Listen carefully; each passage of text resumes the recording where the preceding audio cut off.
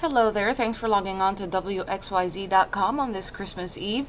This is 7 First Alert meteorologist Denise Isaac, and we're waking up under a winter weather advisory that has been issued for several counties here in southeastern Michigan. So anywhere from Sanilac all the way south towards Lenawee and Monroe, for the exception of Genesee and also Lapeer County. These two counties are not under the winter weather advisory. This advisory begins at 1 p.m. and ends at 10 p.m.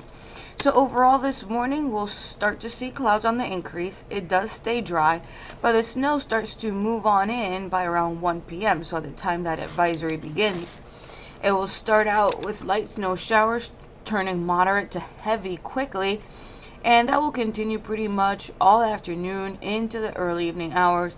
As you can see here, even by dinner time, it's still snowing. By 10 p.m., when that advisory is set to expire, we're still seeing snow showers from Lenawee towards the Thumb, but once again, things could drastically change around here, so make sure to keep it tuned to 7 Action News.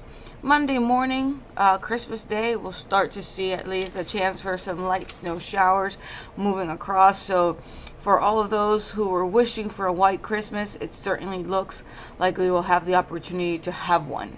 How about totals for the next 24 hours? Well, we're seeing the bullseye over Toledo and Monroe once again, because yesterday morning they were also part of the ones that got the most amount of snow.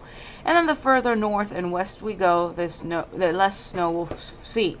2.8 in Ann Arbor, the same for Pontiac, 2.9 in Lapeer, but overall totals ranging anywhere between 2 to 4 inches.